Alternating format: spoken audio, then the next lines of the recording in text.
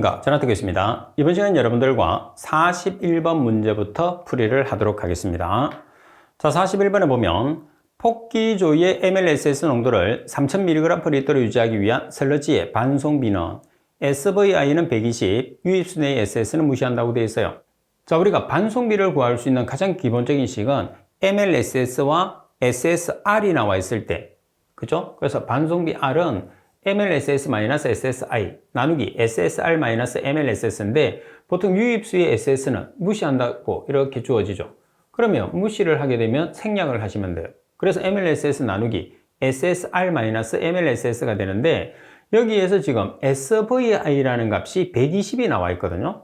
그러면 여러분들 여기에서 SSR 대신에 SVI에서 SSR을 계산을 해주면 돼요. 그러면 10의 6승 나누기 SVI가 되잖아요. 그럼 120을 넣으면 SSR이 8333.33mg/L가 나오는 거죠. 그래서 이 값을 여기다가 집어넣는 거죠. 그리고 MLSS는 3000mg/L을 각각을 대입하시면 돼요. 그래서 최종적으로 여러분들은 0.56이죠. 그래서 이 문제의 핵심은 반송비를 구할 수 있는 첫 번째 식, 그리고 SVI를 이용해서 SSR을 계산하는 식, 그 두 가지를 이용을 해서 우리가 문제를 풀어주시면 되겠죠. 자, 그리고 42번 문제를 보도록 하겠습니다.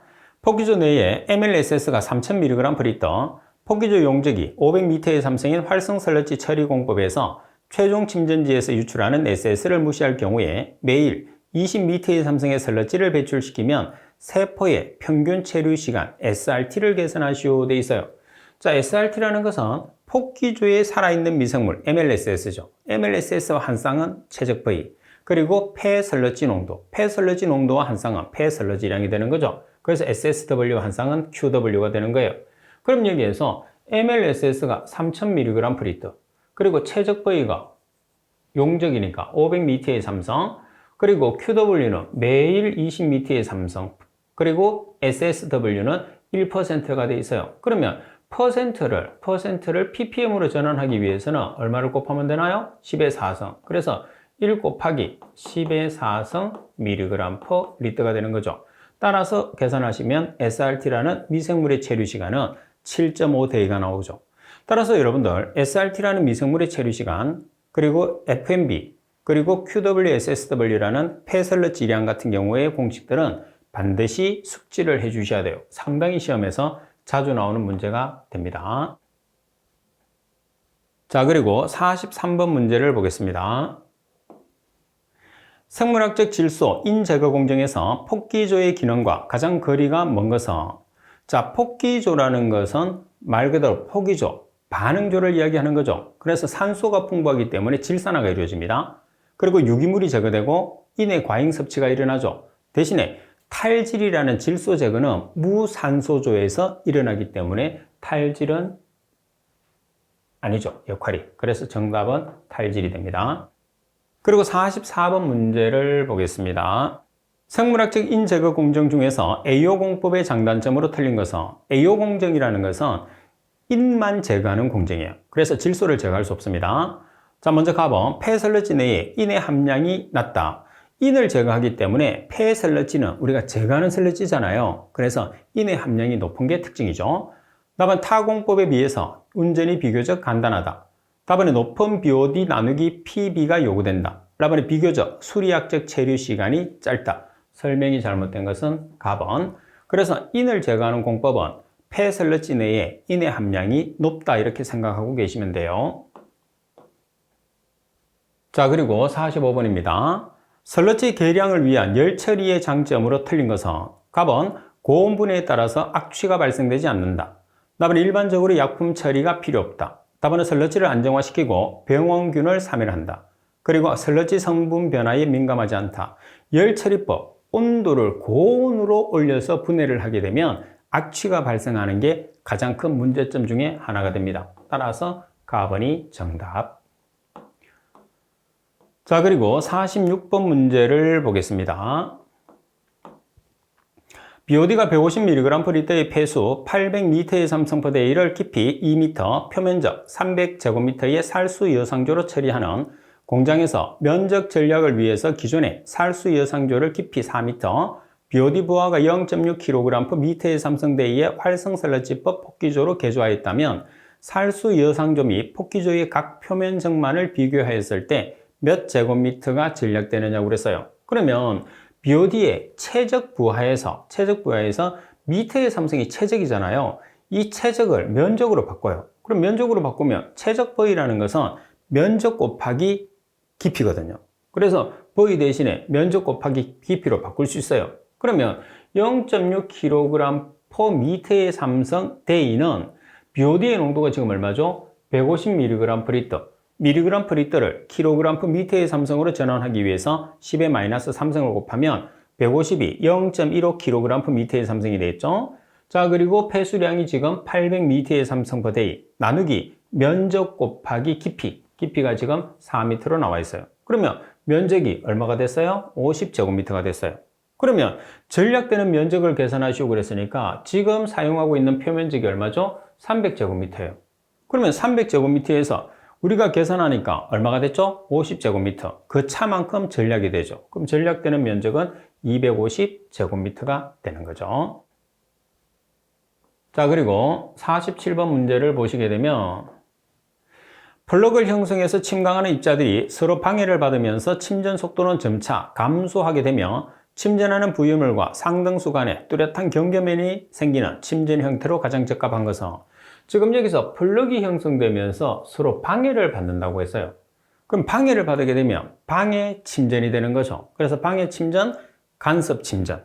그래서 삼형 침전에 대한 설명이 됩니다. 삼형을 지역 침전이라고 이야기하죠.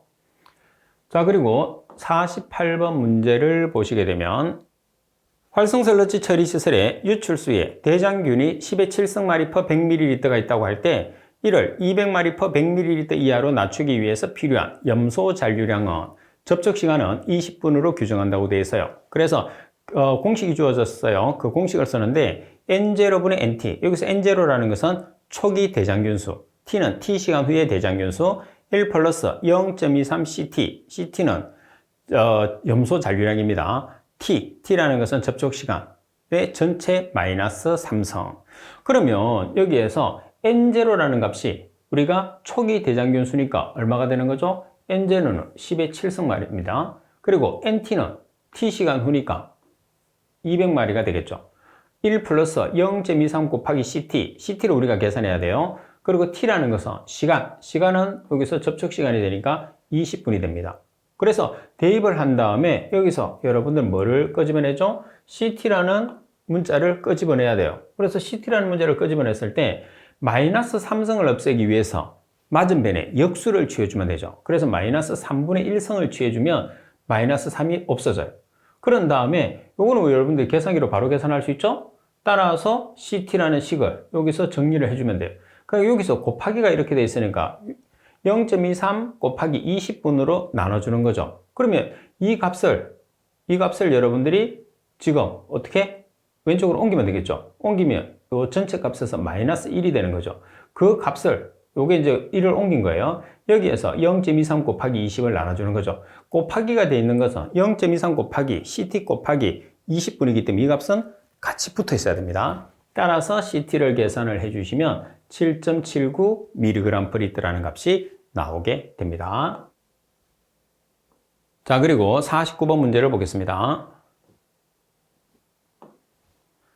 역삼투 장치로 하루에 20만 리터의 3차 처리된 유출수를 단련시키고자 한다. 25도씨에서 물질 전달 계수가 0.2068L per day 제곱미터 kPa, 유입수와 유출수의 압력 차는 2400kPa, 유입수와 유출수의 삼투압 차는 310kPa, 최저 운전 온도는 10도씨, 요구되는 막의 면적을 계산하시오. A 10도씨는 A 1.2 곱하기 A 25도씨라고 그랬어요. 그러면 25도씨에 해당하는 막의 면적을 먼저 계산하죠. 그럼 그러려고 하면 유출수량을 계산을 해야 돼요. 그럼 유출수량은 어떻게 계산하죠? 지금 물질 전달 계수의 단위를 잘 보셔야 돼요. 물질 전달 계수의 압력차와 삼투압차를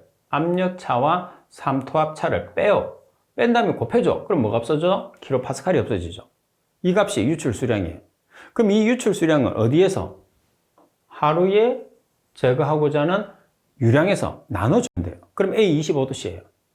그럼 A10도씨는 A25도씨에 얼마를 곱하라고 되어 있어요? 1.1을 곱하라고 되어 있어요. 그럼 최종적으로 A10도씨에 해당하는 면적이 나오는 거죠. 자, 차례차례 설명되어 있는 부분을 보시게 되면 자, QF 유출 수량을 계산했어요. 물질 전달 계수에서 킬로파스칼 단위 하나만 없애면 돼요. 자, 그런 다음에 25도씨에 해당하는 막의 면적은 하루에 유량이 지금 20만이라고 그랬잖아요. 20만에서 유출 수량을 나눠줬어요. 그럼 46.27제곱미터.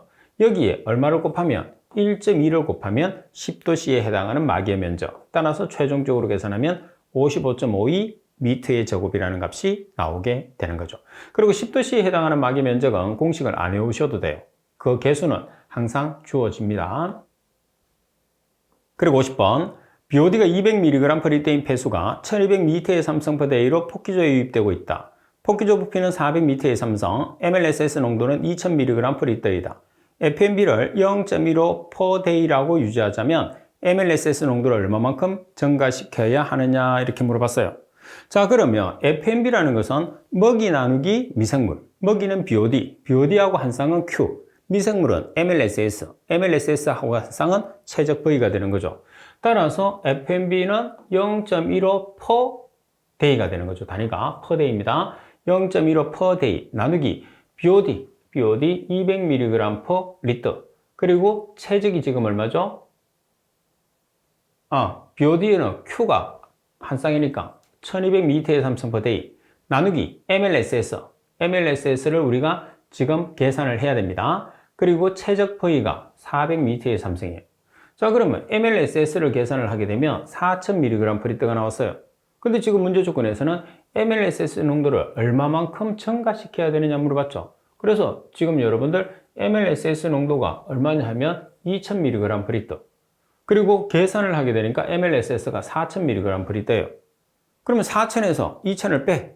그럼 얼마만큼 증가하죠? 2000mg/L가 증가하는 값이 나오게 되는 거죠.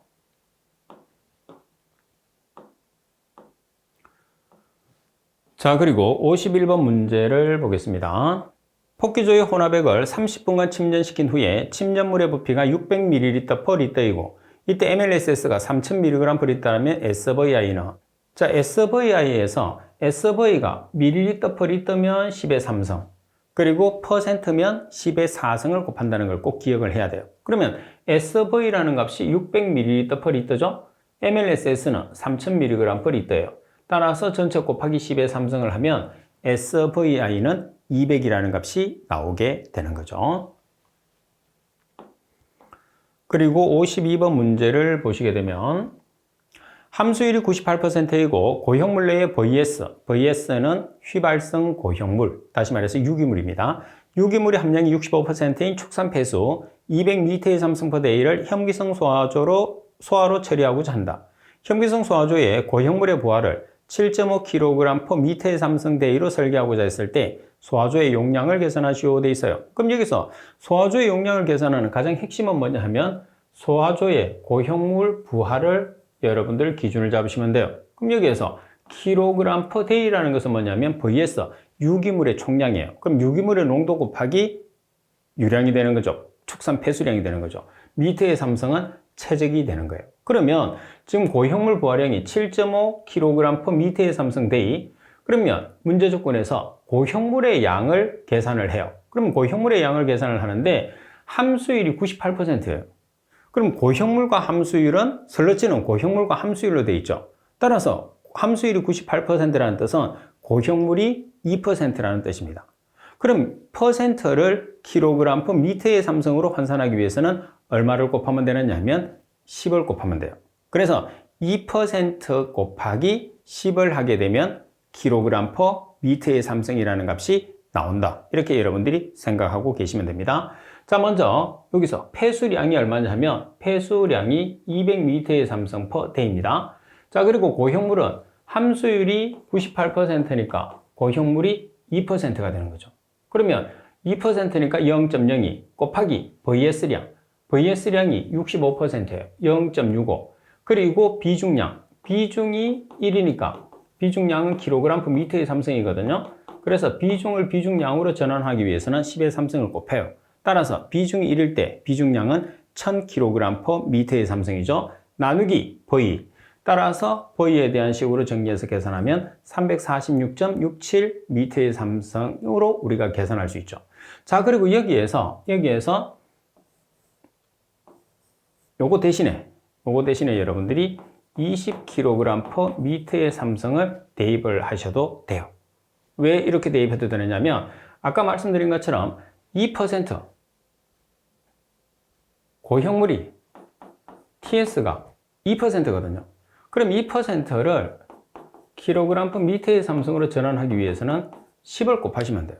그래서 20kg/m의 삼성과 동일하다 이렇게 보시면 됩니다. 그래서 여러분들이 두 가지로 계산을 해보고 여러분들이 편한 방법으로 계속적으로 계산하시면 되겠죠. 자, 그런 다음에 53번 문제를 보겠습니다. 속도경사에 대한 설명으로 틀린 것은 답은 속도경사는 점성계수가 클수록 커진다. 자, 속도경사는 점성계수와 반대되고 있어요. 그죠? 그래서 점성계수가 커질수록 작아집니다. 속도경수는 동력이 클수록 커진다. 속도경사와 동력은 비례. 일반적으로 속도경사의 단위는 세크-1성. 세크-1성이라는 게 퍼세크죠. 다음에 속도경사는 반응조 용적이 클수록 작아진다. 반응조 용적과 반비례 관계. 따라서 설명이 잘못된 것은 가번이 되겠죠. 자, 그리고 54번 문제를 보시게 되면 다음에 중금속과 그 처리 방법으로 가장 거리가 먼 것은 가번의 카드뮴은 아말감 침전법, 나번의 납은 황화물 침전법, 다번의 시아는 알칼리 염소법, 라번의 비소는 수산화물 공천법. 여러 가지가 있는데 여기서 시안을 보시게 되면 수원이죠, 수원. 자, 수원을 수원. 자, 먼저 하나씩 보겠습니다. 카드뮴을 보면 아말감 침전법이라고 있는데 여기서 아말감법이라는 것은 수원을 제거하는 방법입니다. 반면에 카드뮴은 부상법, 여과법, 침전법이 있어요. 이온교환법, 흡착법도 있고 납은 황화물 침전법, 시안은 알칼리 염소법. 시안 같은 경우에서는 알칼리성 물질을 주입을 해서 CN이잖아요, 시안이. C는 CO2, N은 NaCl로 중성으로 우리가 제거하는 게 일반적인 특징이죠. 비소는 수산화물 공침법. 따라서 가번. 처리 방법은 참고하시면 됩니다. 자, 그리고 55번 문제를 보겠습니다. BOD가 200mg per 리터, 유량이 25m의 삼성포아인 폐수를 활성설러지법으로 처리하고자 한다. BOD 용적 부하를 0.6kg/m의 삼성대위로 유지하려면 폭기조의 수리학적 체류 시간을 계산하시오 돼 있어요. 그러면 여기에서 수리학적 체류 시간은 어떻게 계산하죠? V 나누기 Q예요. 근데 문제 조건에서 Q라는 유량은 주어졌어요. 뭐가 없죠? V가 없어요. 그럼 V를 계산하기 위해서 용적 부하의 단위를 보면 미터의 삼성이라는 최적 V가 있죠. 그래서 용적 부하를 이용하는데 kg/day라는 것은 BOD의 총량, BOD의 총량이라는 것은 BOD 용도 곱하기 유량, 그리고 최적 V. 그러면 BOD의 용적 부하에서 0.6kg/m의 삼성 day라는 값이 여기서 나와 있잖아요. 그죠? 그러면 여기에 지금 BOD의 농도가 200mg per 리터, kg/m의 삼성으로 환산하기 위해서 10의 마이너스 3성을 곱하면 되잖아요. 그래서 0.2kg/m의 삼성, 그리고 유량이 25m의 삼성 per hour. 따라서 day와 hour를 통일하기 위해서 하루는 24시간을 보정해 줬어요. 나누기 최적 V. 따라서 최적 V에 대한 값으로 환산하면 200m의 삼성이 되는 거죠. 따라서 유량이 25m의 삼성 per hour, 최적 V가 200m의 삼성. 그럼 뭐가 나오는 거죠? 수리학적 체류 시간이 8시간으로 산출이 된다. 이렇게 여러분들이 보시면 되는 거죠. 자, 요 식은 여러분들이 BOD 곱하기 Q 나누기 V, 이렇게 여러분들이 식을 바꿔 놓으시면 됩니다. 자, 그리고 56번 문제를 보시면 어떤 폐수의 암모니아성 질소 10mg per 리터이고 동화작용에 충분한 유기탄소를 공급한다. 여기는 메탄올이죠. 처리장의 유량이 3000m의 삼성 per day라면 미생물에 의한 완전한 동화작용 결과 생산되는 미생물 생산량을 계산하시오 그래서요. 그러면 지금 조건에서 문제가 어떤 조건에 나와 있느냐? 암모니아성 질소가 10mg per 리터로 나와 있어요. 그러면 암모니아성 질소, 암모니아 중에서 이제 그 암모니아 중에서 질소를 나타낸다는 거죠. 그래서 3NH3와 뭐를 비를 놓는 거죠?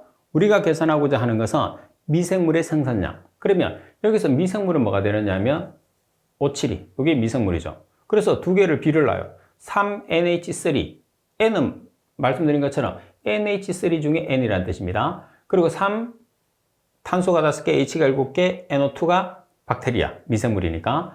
따라서 3 곱하기 질소의 농도가 주어졌어요. 여기서는 암모니아의 농도가 아니고 질소의 농도이기 때문에 질소의 원자량 14g을 기준한다는 것을 여러분들이 주의를 해야 됩니다. 그리고 박테리아의 분자량은 113g, 그래서 3 곱하기 113g은 지금 암모니아성 질소의 농도가 10mg/L입니다. kg/m의 삼성으로 환산하기 위해서 10의 마이너스 3승을 곱했어요. 자, 그리고 우리가 유량이 3000m의 삼성/day, 따라서 X. 여기서 여러분들이 미생물의 단위를 kg/day라는 총량으로 계산하기 때문에 여기에서도 질소의 농도를 kg/m의 삼성으로 고친 다음에 유량을 곱해서 계산을 하게 되는 겁니다. 자, 그리고 57번 문제를 보시게 되면 포기주의 유입수의 BOD가 150mg/L, 유출수 BOD가 10mg/L, MLSS가 2500mg/L, 미생물 성장 개수 Y가 0.7, 내생호흡 개수 K가 0.01/day, 폭기 시간은 6시간, 미생물의 체류 시간을 계산하시오 되어 있어요. 자, 지금 여기에 관계되는 공식은 팁에서 설명을 해놨으니까 팁을 기준을 하고 저는 바로 공식을 이용하겠습니다. 자, SRT를 계산하는데 MLSS가 2500mg/L예요. 그럼 mg/L를 kg/m의 삼성으로 환산하기 위해서는 10의 마이너스 3승을 곱하면 되겠죠. 그래서 2.5kg/m의 삼성. T는 시간입니다. 6시간인데 day로 환산하기 위해서 하루는 24시간. 따라서 6 나누기 24는 day. 나누기 Y라는 값이 지금 0.7 단위는 없습니다. kg/kg이니까. 그리고 유입수의 BOD가 150, 유출수의 BOD가 10. 그래서 150은 0.15. 그리고 10mg/L는 0.01kg/m의 삼성이겠죠. 마이너스 K가 0.01/day 곱하기 MLSS는 2.5kg/m의 삼성. 왜 여기서 MLS, 그리고 시간 T가 지금 6시간이니까 6 나누기 24 day. 따라서 SRT를 계산하면 6.81 day라는 값이 나오게 되겠죠. 그래서 57번 같은 경우에서는 공식을 여러분들이 정리하는 게 이 문제에서는 가장 핵심이다, 이렇게 보시면 됩니다. 그래서 팁에 공식을 정리해 놨으니까 참고적으로 보도록 하십시오. 자, 그리고 58번 문제를 볼게요. 자, 58번에 보면 최종 BOD 5kg을 현기성 조건에서 안정화시킬 때 생산되는 이론적인 메탄의 양을 계산하시오 그랬어요. 자, 여기서 유기물은 글루코스, 포도당을 기준합니다. 그러면 포도당을 호기성분해를 시켰어요. 그럼 포도당의 분자량이 180이잖아요. 180g일 때 산소 6 곱하기 32g은 지금 산소가 최종 BOD가 산소량이니까 5kg일 때 포도당을 계산을 해야 돼요. 그러면 계산된 포도당은 4.6875kg이 되거든요. 그러면 여기서 문제 조건에서는 이론적인 메탄의 양이라는 것은 포도당을 현미성분해 시켰을 때 발생되는 게 메탄이거든요. 그래서 포도당을 현미성분해 시키면 3CO2, 3CH4가 돼요. 따라서 CH4를 계산합니다. 그럼 포도당 180g일 때 메탄은 분자량이 16이잖아요. 그래서 3 곱하기 16g. 그럼 메탄이 지금 포도당이 얼마였느냐 하면 4.6875kg이었어요. 따라서 X2가 메탄이 되는 거죠. 따라서 메탄을 계산하면 1.25kg이 되죠. 그럼 이 문제 조건에서는 최종 BOD 5kg이 산소량이니까 산소량을 이용을 해서 유기물인 포도당을 계산을 해요. 포도당의 양을 계산해서 계산된 이 포도당의 양이 메탄이 얼마만큼 생성되는지를 다시 한 번 더 계산을 해주는, 그래서 두 단계로 계산을 하는 문제라고 생각하시고 여러분들이 과정을 정확하게 숙지를 해 주셔야 됩니다. 자, 그리고 59번 문제를 보시게 되면 처리 인구가 5,200명인 2차 하수 처리 시설로 폭기식 라군 공정을 설계하고자 한다. 유량이 380L/캡데이. 여기서 캡이라는 것은 인구수를 뜻합니다. 유입 BOD 파이브는 200mg/L, 유출 BOD5는 20mg/L, K는 2.1/day, kg BOD5당 1.6kg 산소가 필요하다면 필요 반응 시간에 따른 총 라군 부피는 1차 반응, 1차 침전지에서 유입 BOD5의 33%가 제거된다고 되어 있어요. 그러면 1차 반응식을 이용을 하라고 되어 있어요. 그러면 기본적으로 1차 반응식을 이용을 하는데 폭기식 라군 공정이라는 것은 완전 혼합형 반응조거든요. 따라서 완전 혼합형 반응조에서 1차 반응식의 시기, 이 시기죠.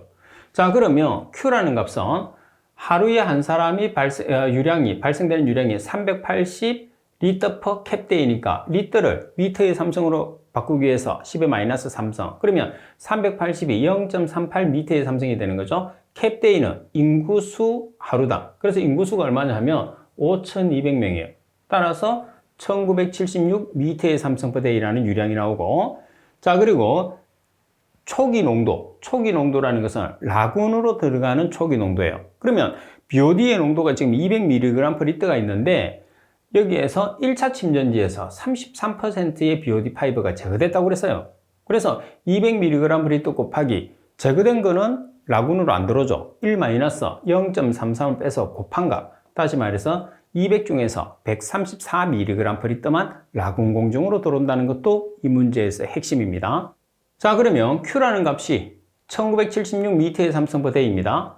그리고 초기 농도 134, 그리고 CT, T시간 후의 농도는 유출 농도니까 200mg/L, 그리고 K라는 값은 2.1 per day, 그리고 최적 V를 계산하고 CT는 20mg/L.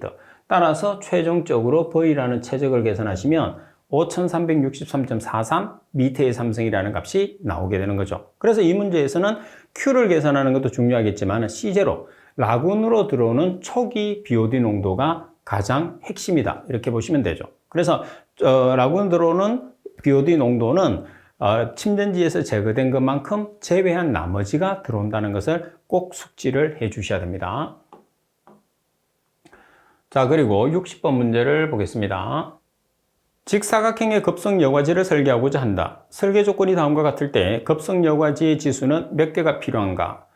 유량이 3만 미터의 삼성 per day, 여과 속도는 120m per day, 여과지 한지의 길이는 10m, 폭은 7m, 기타 조건은 고려하지 않는다고 그랬어요. 그러면 여과 속도는 유량 나누기 면적이잖아요. 그러면 유량이 지금 얼마죠? 3만 미터의 삼성 per day, 그리고 여과 속도는 120m per day, 그리고 폭과 길이가 면적이죠, 면적. 그래서 10m 곱하기 7, 그리고 n은 지수죠, 지수, 개수. 그래서 n을 여러분들이 계산을 해주시면 개수를 계산했을 때는 소수 첫째 자리에서 완전 올림을 해주시면 됩니다. 그래서 완전 올림을 해주시면 여러분들이 개수가 되는 거죠.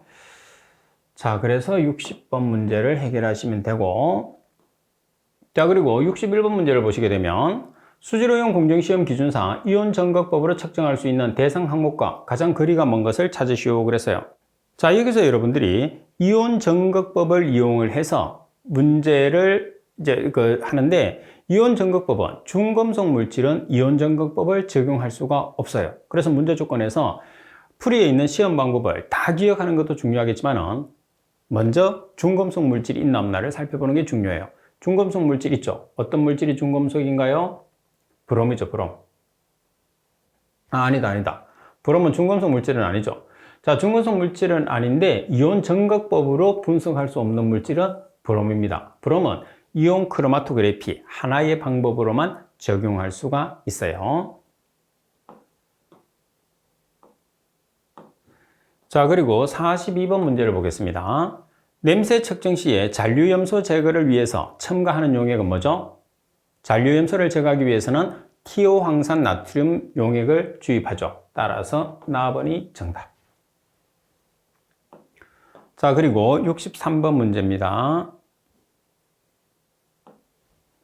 다음은 대장균 효소 유용 정량법 측정에 관한 내용이다. 갈로 안에 옳은 내용은 물속에 존재하는 대장균을 분석하기 위한 것으로 효소 기절시약과 시료를 혼합하여 배양한 후에 갈로 검출기로 측정하는 방법이다. 그래서 검출기의 종류를 묻는 거죠. 어떤 검출기가 있나요? 자외선 검출기를 이용하죠. 따라서 가번이 정답이 됩니다. 자, 그리고 64번 문제를 보겠습니다. 수질오염 공정시험 기준 총칙에 관한 설명으로 옳지 않은 것은 가본 분석용 저울은 0.1mg까지 달 수 있는 것이어야 한다. 맞습니다. 답은 시험 결과의 표시는 정량 한계의 결과 표시 자리수를 따르며 정량 한계 미만은 불검출된 것으로 간주한다. 답안에 바탕시험을 하여 보정한다 하면 시료를 사용해서 같은 방법으로 조작한 측정치를 보정하는 것을 말한다고 그랬어요. 자, 여기서 여러분들이 바탕시험을 보정한다는 것은 시료를 사용하지 않습니다. 시료를 사용하지 않고 정류수를 사용하죠. 그런 다음에 보정치를 뺀 것을 이야기하죠.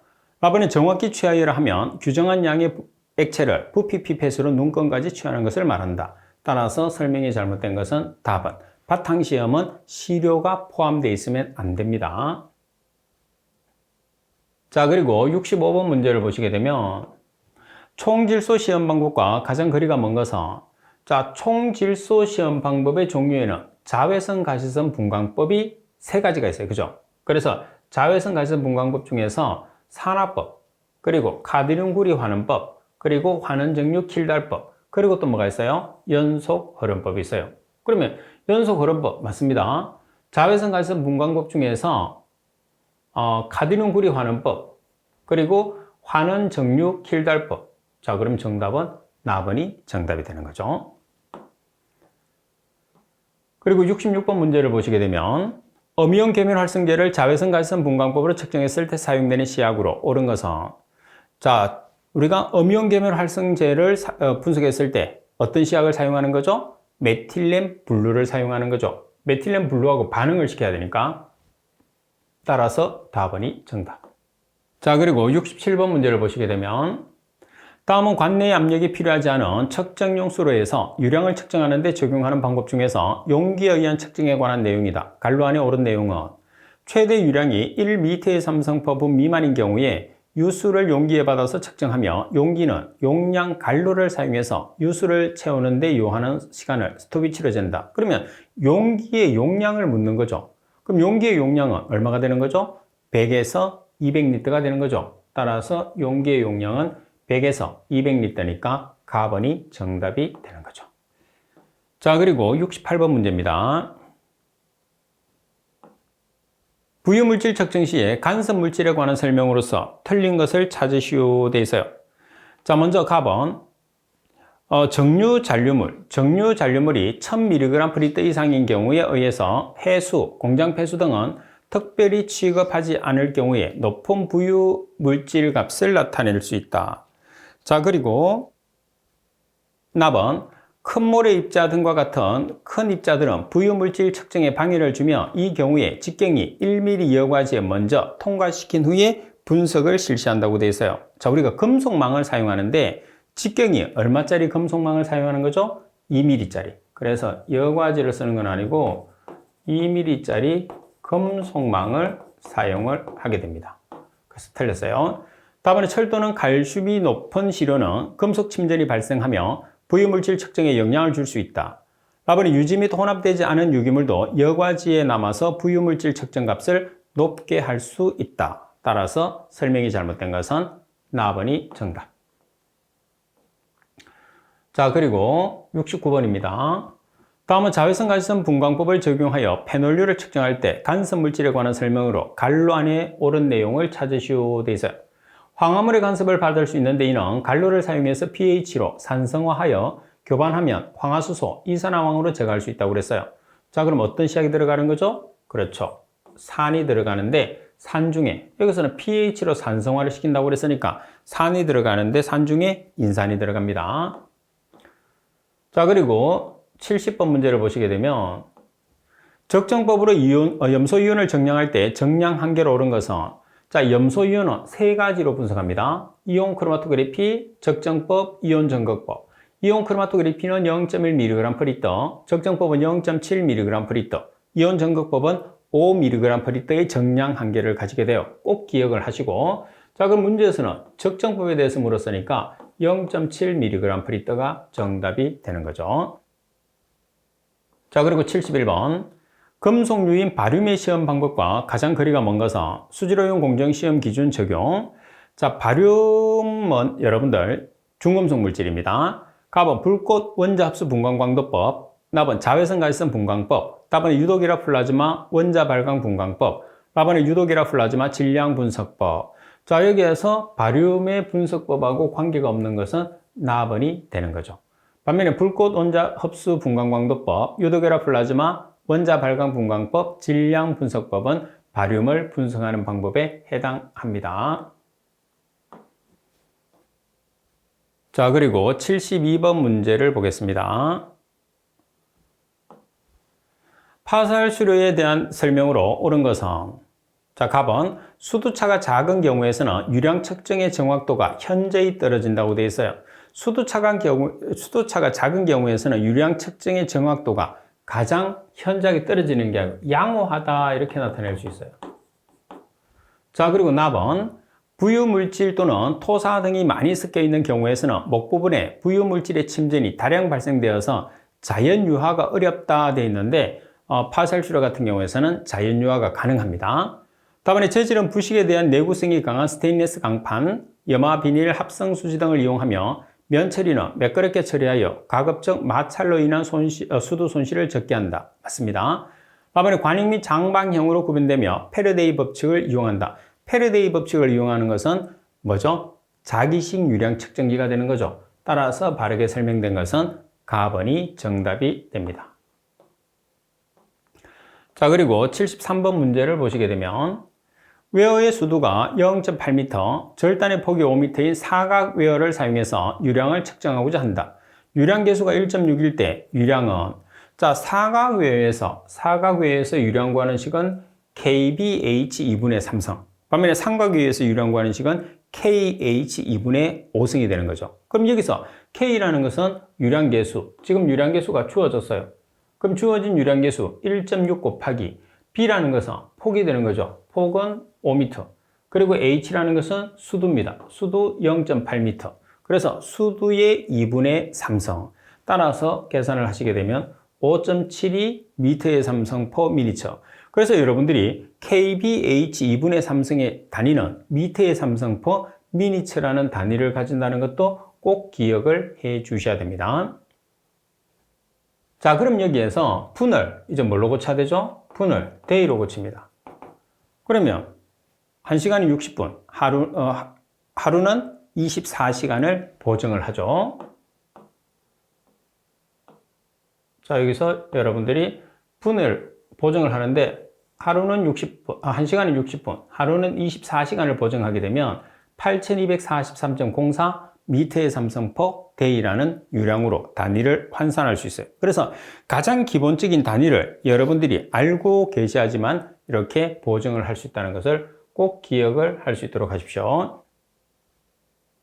자, 그리고 74번 문제를 보겠습니다. 74번에 보시게 되면 온도 측정 시에 사용되는 용어 중에서 담금에 관한 내용으로 옳은 것을 찾으시오 그랬어요. 자, 여기서는 담금입니다. 온도 측정을 위해서 대상 시료에 담그는 것으로, 담그는 것으로 온담금과 그리고 뭐가 있죠? 76mm 담금이 있어요. 온담금과 76mm 담금. 그래서 라번이 정답.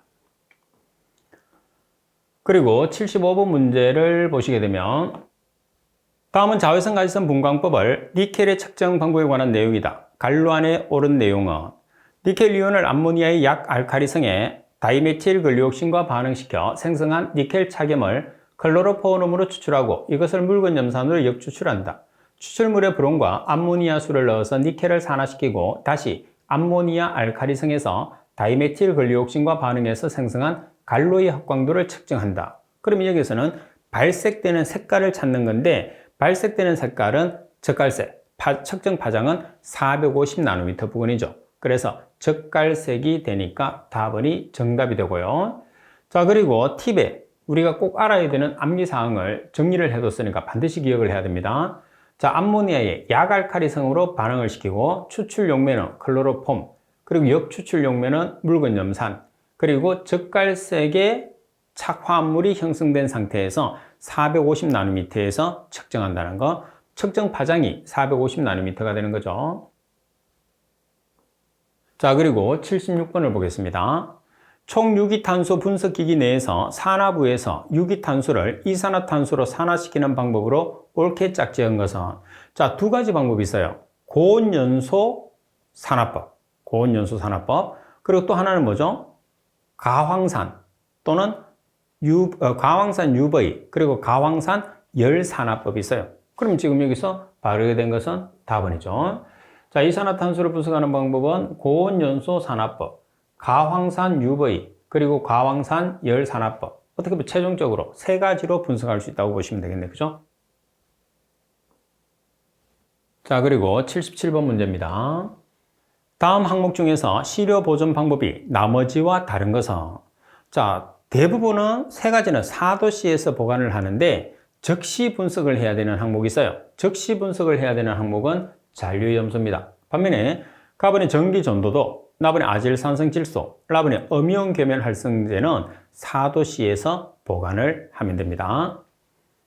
자, 그리고 78번 문제를 보겠습니다. 다음은 크롬 분석에 관한 내용이다. 갈로 안에 옳은 내용은 크롬의 자외선 가시선 분광법을 기준합니다. 물속에 존재하는 크롬을 자외선 가시선 분광법으로 측정할 때 삼각 크롬은 갈로를 첨가해서 육각 크롬으로 만들어요. 그러면 삼각 크롬을 육각 크롬으로, 다시 말해서 삼각 크롬을 육각 크롬으로 만들어요. 가수가 첨가했죠. 그러면 산화제를 쓰는 거죠. 그럼 산화제 중에서 강산화제를 사용하면 더 산화가 잘 되겠죠. 따라서 강산화제의 가장 대표적인 게 KMNO4예요. KMNO4가 과망간산 칼륨이 되는 거죠. 따라서 가번이 정답이 됩니다. 자, 그리고 79번 문제를 보시게 되면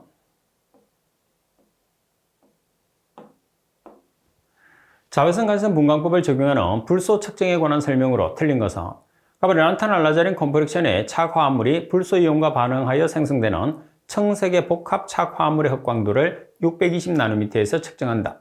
나번의 정량 한계는 0.03mg/L이다. 정량 한계는 0.03mg/L가 아니고 0.15mg/L죠. 다번에 알루미늄 및 철의 방해가 크나 정류하면 영향이 없다. 그래서 정류하면 영향이 없는 걸 전처리로 정류를 한다는 뜻이거든요. 그러면 불소, 암모니아성 질소, 시안, 페놀류는 전처리로 정류를 합니다. 그리고 전처리법으로 직접 정류법이나 수정기 정류법이 있다. 따라서 설명이 잘못된 것은 나번이 정답. 자, 그리고 80번입니다. 다음 금속류 분석 시료 중에서 최대 보존 기간이 가장 짧은 것은 가번의 비소는 6개월, 나번의 셀레늄 6개월, 보통 중금속은 6개월입니다. 다번에 알킬수원은 1개월, 육각크롬은 24시간. 그래서 육각크롬은 보존 기간이 24시간이기 때문에 상당히 짧은 편에 속합니다. 따라서 정답이 되는 거죠. 자, 이렇게 해서 여러분들이 문제 조건 자체 내에서 계산하는 문제가 나오면 일단 공식 자체를 정확하게 이해를 하고 숙지한 다음에 문제를 대입을 하고, 그리고 특히 계산하는 문제 같은 경우에서는 단위를 여러분들이 정확하게 파악을 해 주셔야 됩니다. 그래서 단위를 신경을 쓰고, 특히 단위 환산이 많잖아요. 단위 환산에 관계되는 것은 기본적인, 가장 기초적인 내용이라고 생각하고 나올 때마다 반드시 여러분들이 정리를 해뒀다가 암기를 한 다음에 문제를 풀고, 이론 문제 같은 경우에서는 한 번에 끝낸다는 생각을 하지 말고 여러 번 반복적으로 공부를 하시는 게 합격에 중요하다. 그만큼 기억이 잘 된다는 뜻입니다. 자, 이번 시간 수업은 이것으로 마치도록 하겠습니다.